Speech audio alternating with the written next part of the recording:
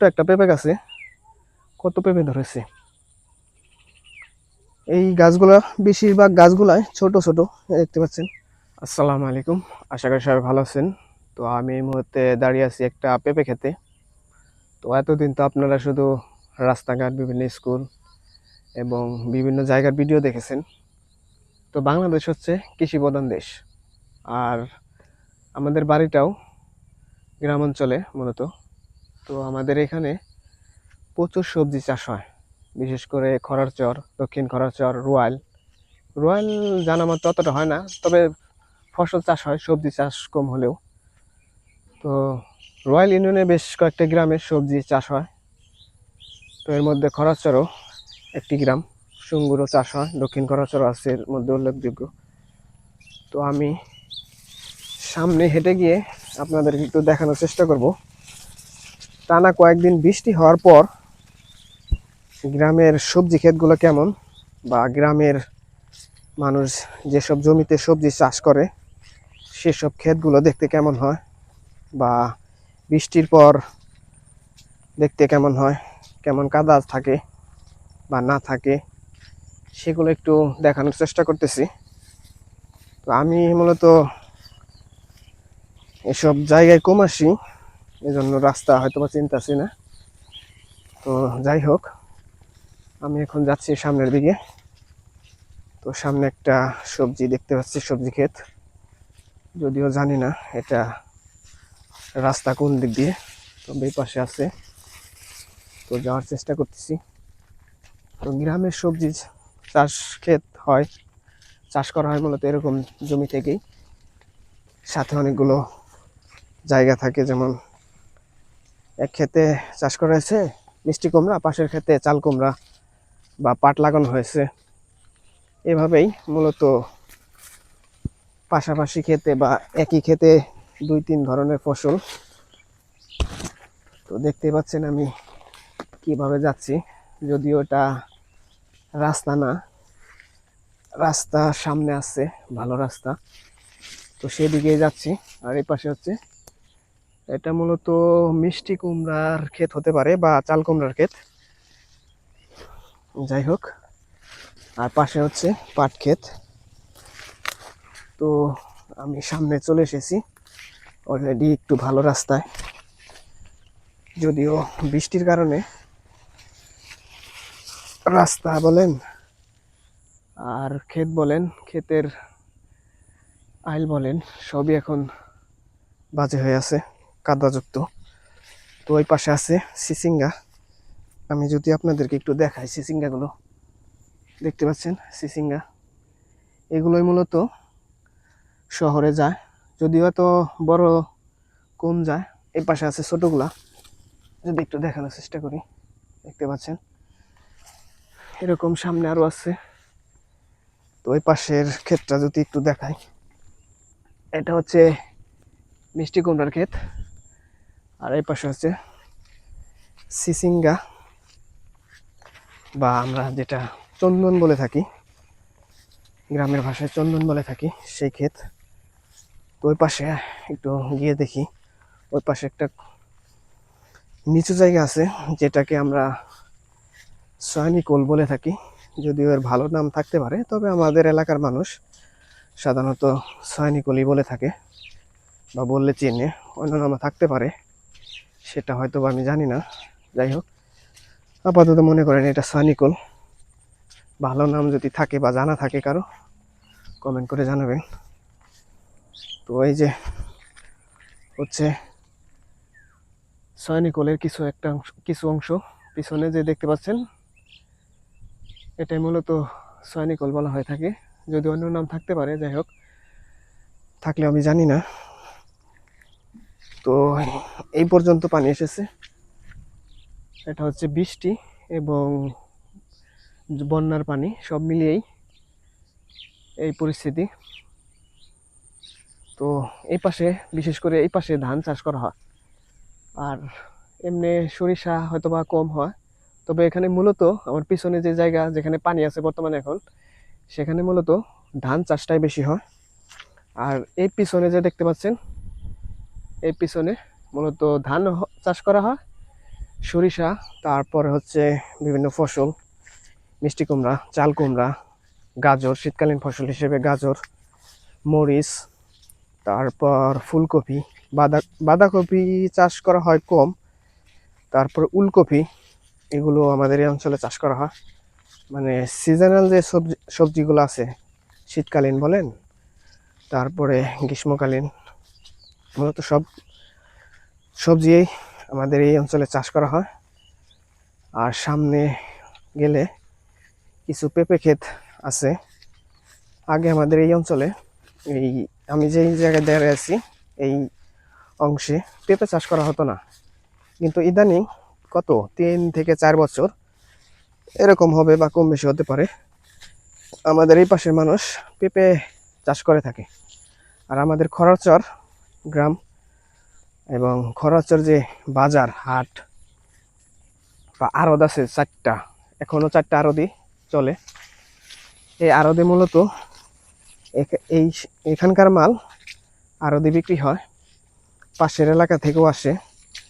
অর্থাৎ রয়্যাল ইউনিয়নের যে ফসলগুলো চাষ করা হয়, বিভিন্ন সবজি, সব আমাদের খরচের আড়তে বিক্রি করা হয়। খরচের আড়তের ভিডিও অলরেডি দেওয়া আছে, যদি অনেক আগেকার, চাইলে দেখে আসতে পারেন। আর আমি এখন দেখতে পাচ্ছেন একদম কাদা এবং পানির ভিতরে এই ক্ষেতটা আছে। 3 পাশে হচ্ছে পাট ক্ষেত, আর সামনে একটা ক্ষেত আছে পেঁপে ক্ষেত। তো পেঁপে ক্ষেতগুলো একটু দেখায়, যদিও গ্রামের মানুষ জানে কিভাবে পেঁপে চাষ করা হয়, শহরে যারা বাস করেন তারা তো দেখেন না বা জানেন না পেঁপে চাষ বা পেঁপে ক্ষেতে কিভাবে চারা লাগানো হয় এবং কিভাবে চাষ করা হয়। এটা হচ্ছে একটা পেঁপে ক্ষেত, দেখতে পাচ্ছেন। পানি যেন পেঁপে গাছে না থাকে, এজন্য পেঁপে গাছের সাইড দিয়ে উঁচু করে দেওয়া হয়েছে, যাতে পানি না পেঁপে গাছে না যায়। দেখেন, এভাবে দেওয়ার ফলে পেঁপে গাছগুলো মরে গম অনেকদিন বেঁচে থাকে। তো কৃষকরা দেশের জন্য, দেশের জনগণের জন্য অনেক কষ্ট করে, কিন্তু অনেক সময় সেই ন্যায্য মূল্য বা যে পরিমাণ কষ্টটা করা হয় সেই পরিমাণ তারা মুনাফা পায় না, যার কারণে কৃষিকাজের প্রতি মানুষের দিন দিন আগ্রহ কমে যাচ্ছে। এজন্য মানুষ অনেকেই দেখা যায় গ্রামে কৃষিকাজ বাদ দিয়ে শহরে চলে যায়। শহরে কোনো কাজ যদি নাও করতে পারে, অন্তত গার্মেন্টসে চাকরি করে, সেখানে এর সাথে ভালো জায়গা বা ভালো পজিশনে বা বাড়ি ঘর করতে পারে, এজন্য সেখানে চলে যায়। একটা সময় ছিল কৃষি কাজ করে মানুষ অনেক কিছু করতো, ঘর বাড়ির উন্নতি হতো, তারপর ছেলে মেয়েদের পড়াশোনা করাতে পারতো। এখনো হয়, হয় না যে তা না, তবে যেই পরিমাণ কষ্ট, যেই পরিমাণ সার বিষ বা অন্যান্য যে আনুষঙ্গিক খরচ আছে, সেই পরিমাণ মূল্যটা তারা পায় না। তো আমি এখন একটা ক্ষেতের ভিতর দিয়ে যাচ্ছি, 2 পাশে একদম কাদা। তো এটা হচ্ছে চিচিঙ্গা বা চন্দন যেটাই বলেন, সেই ক্ষেত। তো এই যেটা বলছিলাম যে কৃষকরা যদি ফসলের দাম একটু বৃদ্ধি পেয়ে যায়, তখন শহরের মানুষ, বিশেষ করে যারা চাকরিজীবী, তারা অনেক কিছু বলে যে এটার দাম কেন বাড়লো, ওটার দাম কেন বাড়লো। অথচ যখন গ্রামের কৃষকদের আলু পচে যায়, পেঁয়াজ পচে যায়, মরিচ গাছ বৃষ্টি কিংবা অন্যান্য কারণে মরে যায়, বা গাজর চাষ করে যে পরিমাণ টাকা খরচ করে সেই পরিমাণ টাকা পায় না বা খরচ ওঠে না, তখন কিন্তু শহরের মানুষ কম দামে কিনে। তখন কিন্তু কেউ বলে না যে কৃষকরা ক্ষতি হয়েছে, কৃষকদের লস হয়েছে, আমরা কিছু টাকা দেই বা তাদেরকে সাহায্য সহযোগিতা করি, এমনটা কিন্তু করা হয় না। এবং মিডিয়াগুলোও সেই পরিমাণ প্রচার করে না যেই পরিমাণ প্রচার করে, বিশেষ করে আলু পেঁয়াজ মরিচের দাম বৃদ্ধি পেলে, কথা বলতে বলতে আমি অলরেডি পড়ে গিয়েছিলাম। যেই পরিমাণ পেঁয়াজের দাম বাড়লে বা আলুর দাম বাড়লে মরিচের দাম বাড়লে মিডিয়াগুলো প্রচার করে, অথচ এই যে বৃষ্টির কারণে ফসলের যে ক্ষতি হচ্ছে, কৃষকদের যে ক্ষতি হচ্ছে, সেটা নিয়ে তেমন কোনো প্রতিবেদন বা তেমন কোনো লেখালেখি হয় না বললেই চলে। তো এটা হচ্ছে মূল সমস্যা। এখানে দেখতে পাচ্ছেন ছোট্ট একটা পেঁপে গাছে কত পেঁপে ধরেছে। এই গাছগুলো, বেশিরভাগ গাছগুলাই ছোট ছোট, দেখতে পাচ্ছেন কত ছোট। জানি না এগুলোর জাত কি, তবে এই ক্ষেতে যতগুলাই পেঁপে গাছ আছে সবগুলাই ছোট। দেখেন এই ক্ষেতের সবগুলা পেঁপে গাছই ছোট এবং অনেকগুলা করে পেঁপে ধরেছে। আমি যদি এই পাশে আরেকটা গাছ দেখাই, এখানে যদি দেখাই, এই দেখেন দেখতে পাচ্ছেন কতটুক গাছ, মানে কত ছোট গাছ, তারপরে কত পেঁপে ধরেছে। দেখেন কত পেঁপে। তো এভাবে ফসল হলে কৃষকরাও কম দামে বিক্রি করলে লাভবান হয় এবং শহরের মানুষগুলোও কম দামে কিনে তারা স্বাচ্ছন্দ্যে জীবন চলাচল করতে পারে, চলতে পারে। কিন্তু যদি কৃষকদের ক্ষতি হয়, তখন সরকারিভাবে সাহায্য সহযোগিতা করলেও কিন্তু অধিকাংশ ক্ষেত্রে দেখা যায় কি সেগুলো কৃষক পর্যায়ে পৌঁছায় না। মানে কি বলবো, আপনারা একটু বুঝে নিন। তো এই পাশটাতে দেখতে পাচ্ছেন চারপাশেই পেঁপে গাছ এবং পেঁপে চাষ করা হয়েছে।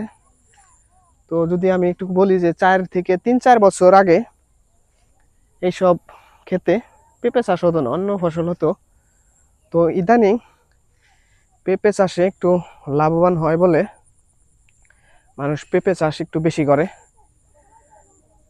তো এখানে একটা গাছে দেখতে পাচ্ছি ছোট, দেখেন কত পেঁপে হয়েছে। এই পাশে যদি দেখায়, এই পাশেও সেম অবস্থা, ছোট ছোট গাছে অনেক পেঁপে হয়েছে, দেখতে পাচ্ছেন।